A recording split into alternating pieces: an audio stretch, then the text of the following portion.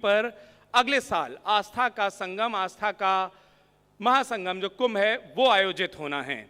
और इसके लिए अमर उजाला संवाद उत्तराखंड के अगले सत्र की ओर हम चलते हैं। इस सत्र का नाम है आस्था का संगम कुंभ 2027।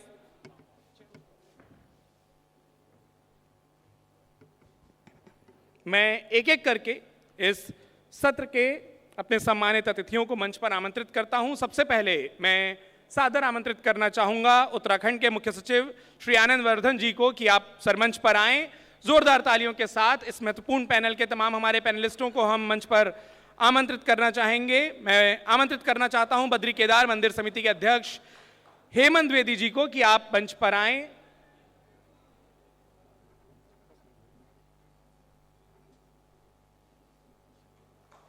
मेरा आग्रह श्री गंगा सभा प्रबंधकारिणी हर की पैड़ी के अध्यक्ष श्री नितिन गौतम जी से कि आप भी मंच पर आएं। और मेरा आग्रह लगातार अपनी ऊर्जा से इस सभागार में हम सभी को आशीष दे रहे पंचदशनाम जूना अखाड़े के अध्यक्ष महंत प्रेमगिरी जी महाराज से कि आप भी मंच पर आएं और जोरदार तालियों के साथ इस महत्वपूर्ण सत्र का हम सभी आनंद लेंगे। और एक ऐसा महत्वपूर्ण विषय है जो कि उत्तराखंड के लिए महत्वपूर्ण है।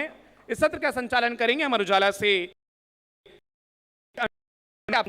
और ये सत्र जिसका नाम है आस्था का संगम कुंभ 2027, इसकी महत्वपूर्ण भूमिका को आप सत्र के नाम से समझ सकते हैं।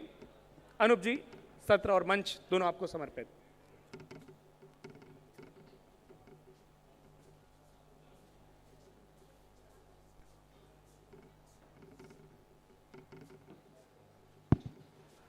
आप सभी का बहुत बहुत स्वागत है। हमारे साथ एक ऐसा पैनल बैठा है जो हितधारक है इस राज्य के बड़े अनुष्ठानों का, इस राज्य की देवभूमि की पहचान, यहाँ के अनुष्ठानों, धार्मिक धामों और यहाँ की गंगा जमुनी जो बहुत लंबी समय से बहती हुई नदियाँ, अविरल बह रही नदियाँ हैं, उनके किनारे संतों की और यहाँ तक देवताओं की तपस्थली रही है। आज हम बात करने जा रहे हैं कुंभ को लेके, कुंभ की तैयारियों को लेके। तो सबसे पहला सवाल हमारा नितिन जी से होगा, क्योंकि गंगा की जो अविरल धारा है वो यहीं आएगी, जो विस्तार लेगा ये कुंभ आपका वो वहीं हरिद्वार में होना है। नई पीढ़ी का बहुत क्रेज धार्मिक आयोजनों के लिए और धार्मिक व्यवस्थाओं के लिए बढ़ा है।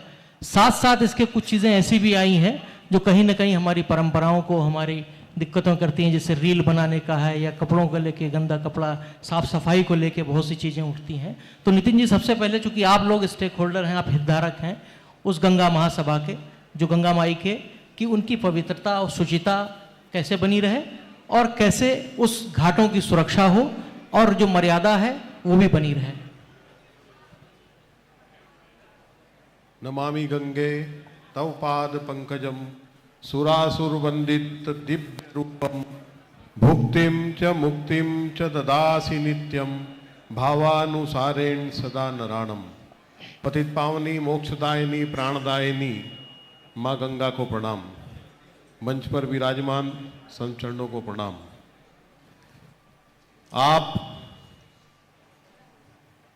माँ गंगा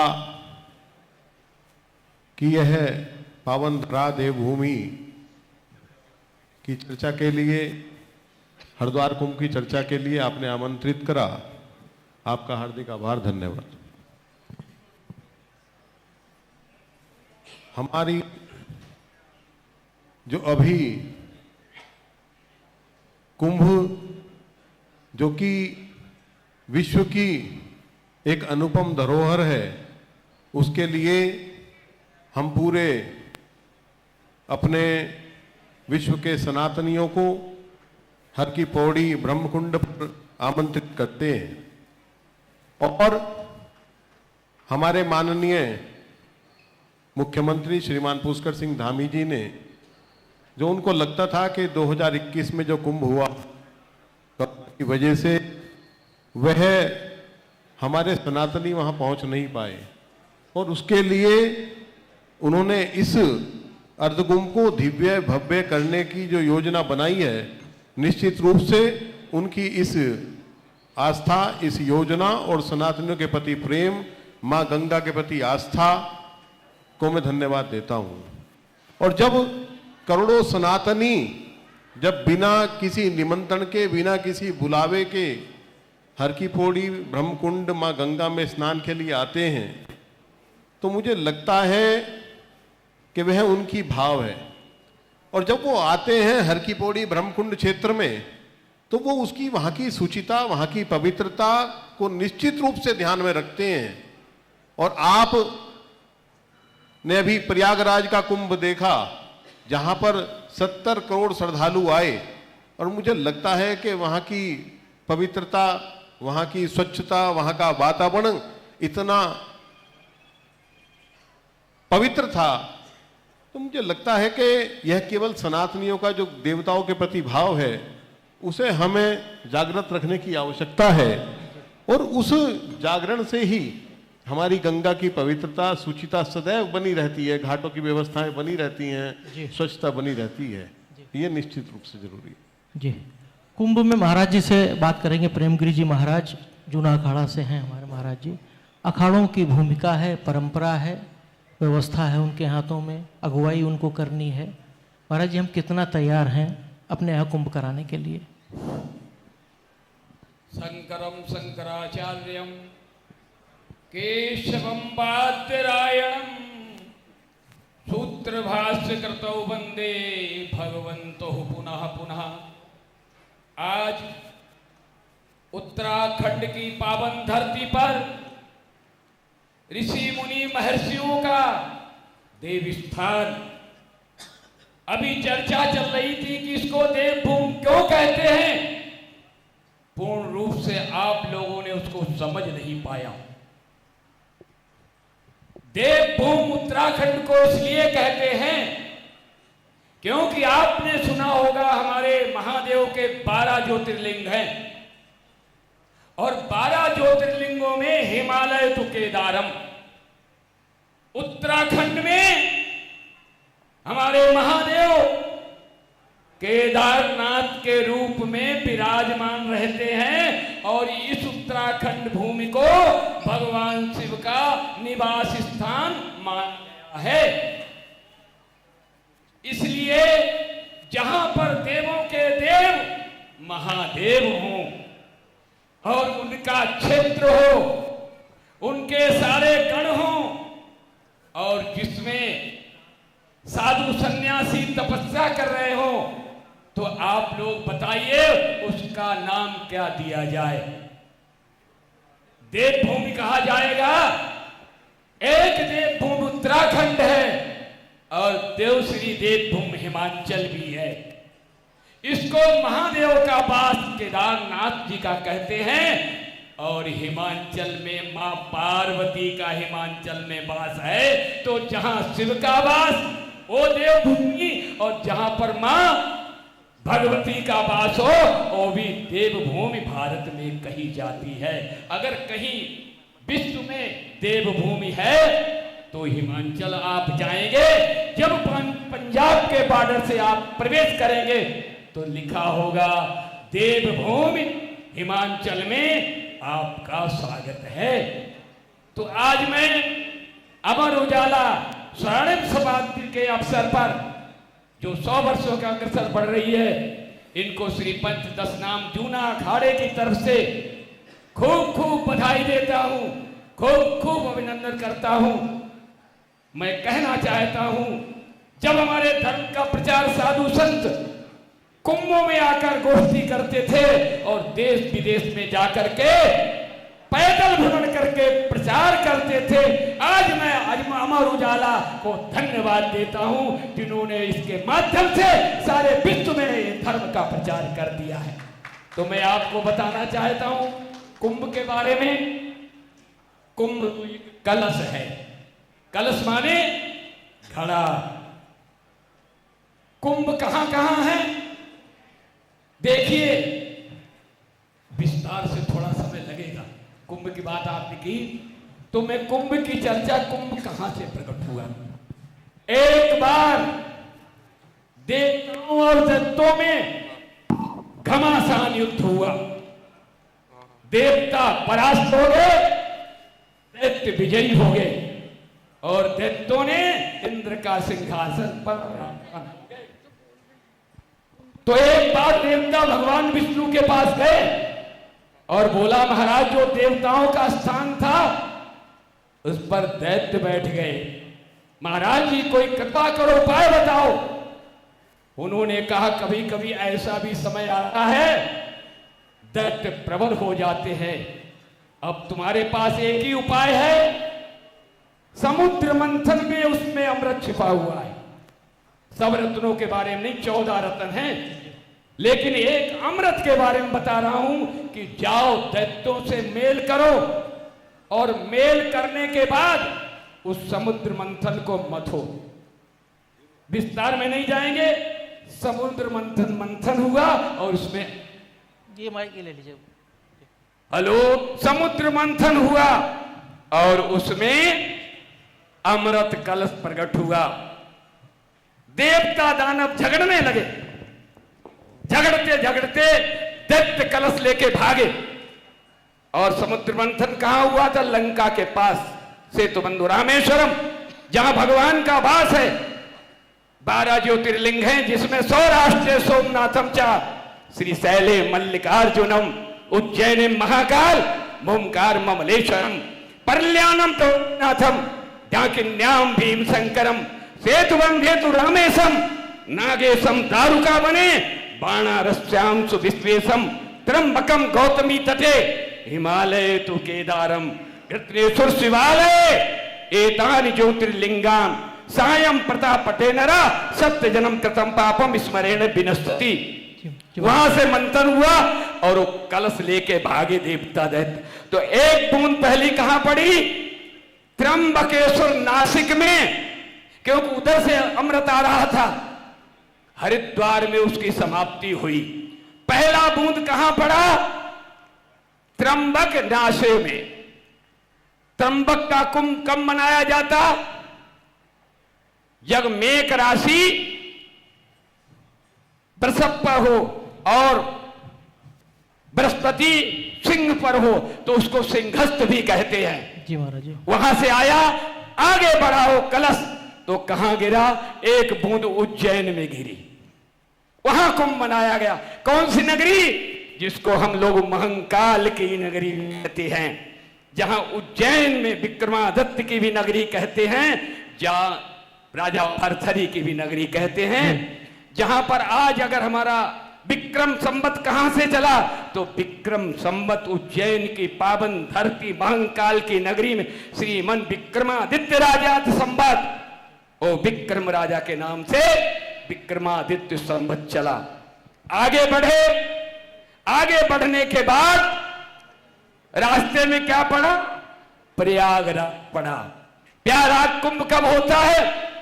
माघ मकर गति रवि जब होई और तीर्थ पतहि आव सब कोई।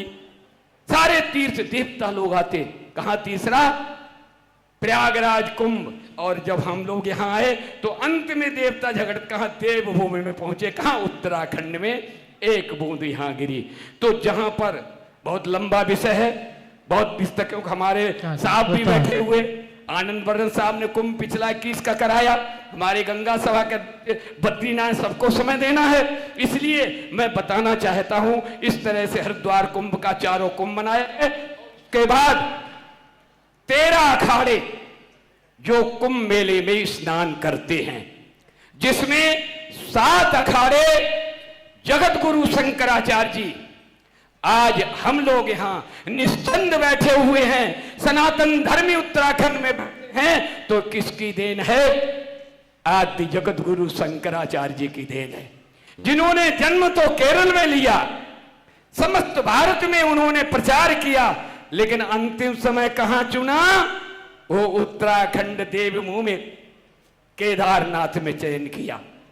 तो इसलिए 7 अखाड़े सन्यासियों के, 3 अखाड़े रामानंदाचार्य वैष्णव के, 7 अखाड़े हमारे शंकराचार्य जी के माध्यम से आए, 3 अखाड़े रामानंदाचार्य वैष्णव के आए और 3 अखाड़े श्री चंद उदासी पंथ के आए। इस तरह से 7 सन्यासी, 3 वैष्णव, 3 उदासी कुल मिला के 13 अखाड़ों का ही इतिहास पाया जाता।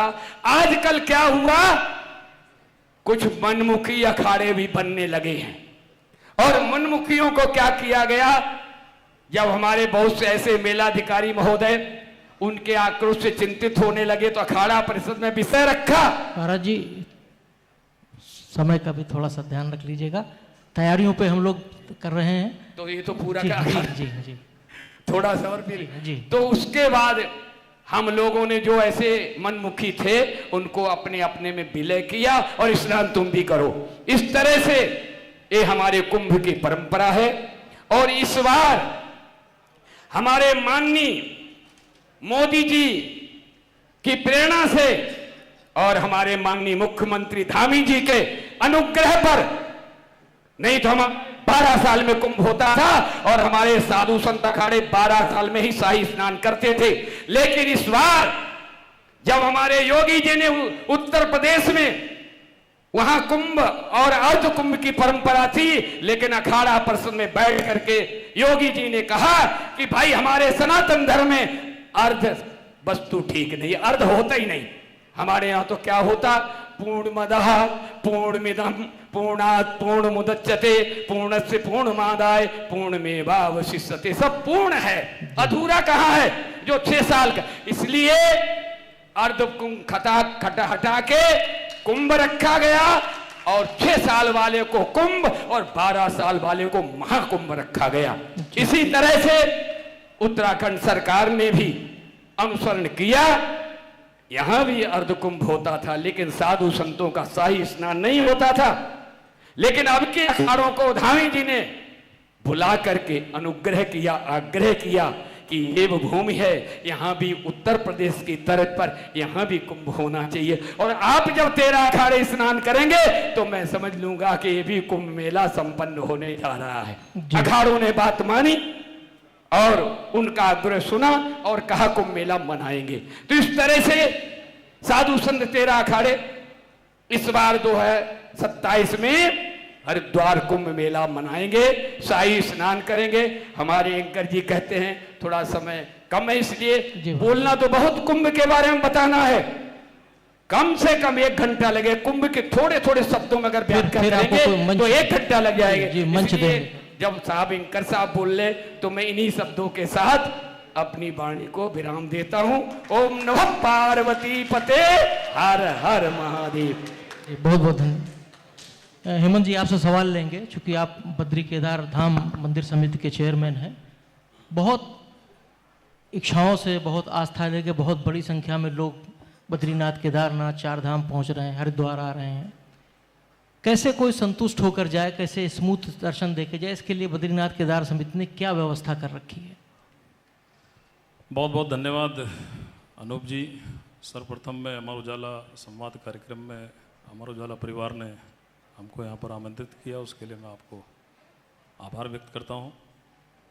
जैसा कि पूज्य महाराज जी ने देवभूमि के बारे में बहुत विस्तार से उन्होंने जो है कि सारे विषय को रखा है। श्री बद्री केदार मंदिर समिति के बारे में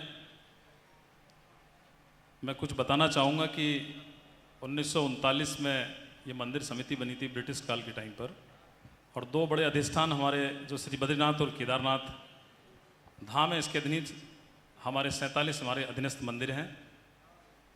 जहाँ तक आपने देश दुनिया से तीर्थयात्रियों की बात की है, आप इस बार हरिद्वार भी आपके साथ जुड़ गया है। जी, हरिद्वार का भी जो चंडी मंदिर है उसके रिसीवर माननीय उच्च न्यायालय के आदेश पर इस समय बद्री केदार मंदिर समिति उसको देख रही है। जहाँ तक आपने देश दुनिया से तीर्थयात्रियों के बारे में कहा, तो ये जो हमारे 4 धाम हैं, ये सनातन धर्म की प्राणवायु हैं, ये हमारे आध्यात्मिक चेतना के केंद्र हैं और पूरी देश दुनिया से इस बार मैं कह सकता हूँ कि सारे रिकॉर्ड टूट गए। 19 अप्रैल को जहाँ माँ गंगोत्री और यमुनोत्री के कपाट खुले थे और 22 तारीख को बाबा केदार के कपाट खुले और 23 तारीख में भगवान बद्रीनाथ जी के कपाट विधिवत रूप से पूरे देश और दुनिया के तीर्थयात्रियों के लिए खुले। एक बहुत बड़ी चुनौती है। बहुत सारे लोग, बहुत सारे तीर्थयात्री आते हैं, वो और धामों से यहाँ की तुलना करते हैं।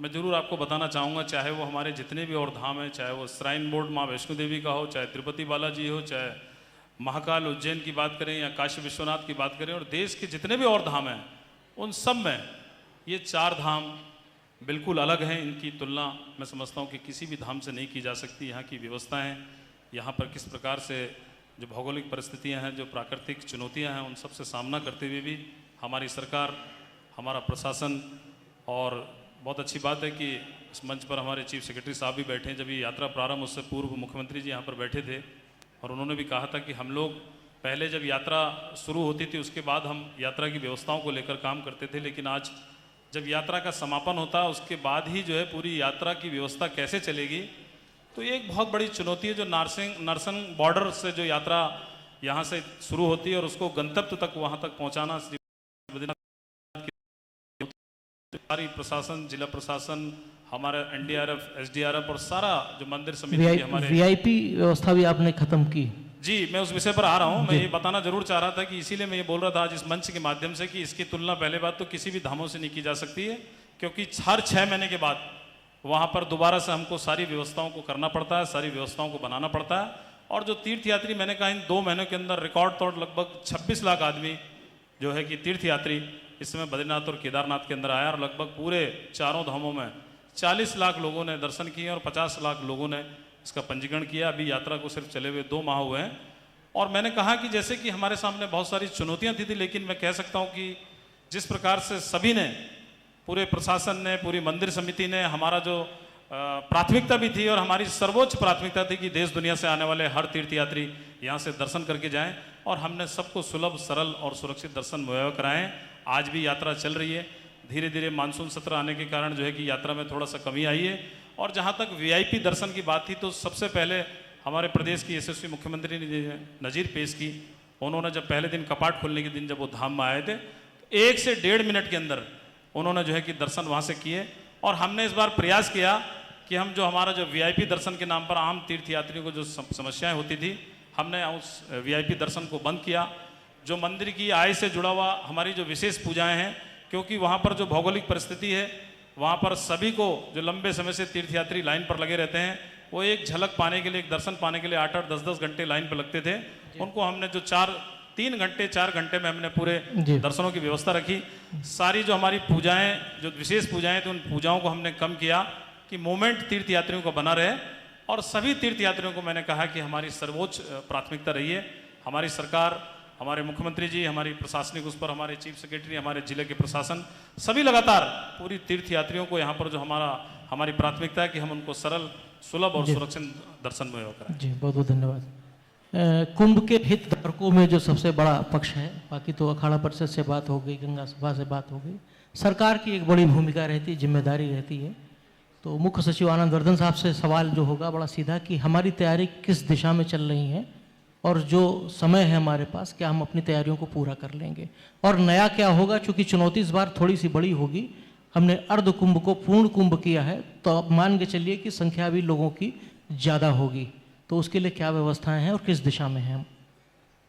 धन्यवाद सर। प्रथम तो मैं पूरे अमर उजाला परिवार को बहुत बधाई देना चाहता हूं इस तरह के संवाद कार्यक्रम आयोजित करने के लिए, क्योंकि आज के मोबाइल और इंटरनेट के युग में जहां संवाद का ह्रास हो रहा है जी, और लोगों का अटेंशन बहुत ही कम हो रहा है, अटेंशन स्पैन, तो ऐसे समय में अमर उजाला लगातार इस तरह के संवाद कार्यक्रम आयोजित करते रहे हैं। इसके लिए उन्हें बहुत बहुत बधाई। आपने हमें आमंत्रित किया इस कार्यक्रम में, इसके लिए बहुत बहुत धन्यवाद। हरिद्वार में 2027 में जनवरी से अप्रैल के बीच में कुंभ का आयोजन होना है। मैं सिर्फ ये बताना चाहूँगा कि कुंभ है क्या।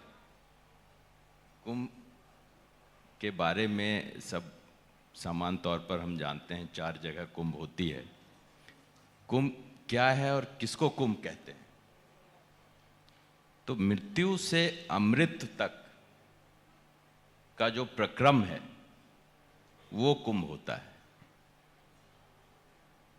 बुराई से अच्छाई की ओर, पाप से पुण्य की ओर, ये जो प्रक्रम है ये वास्तव में कुंभ होता है।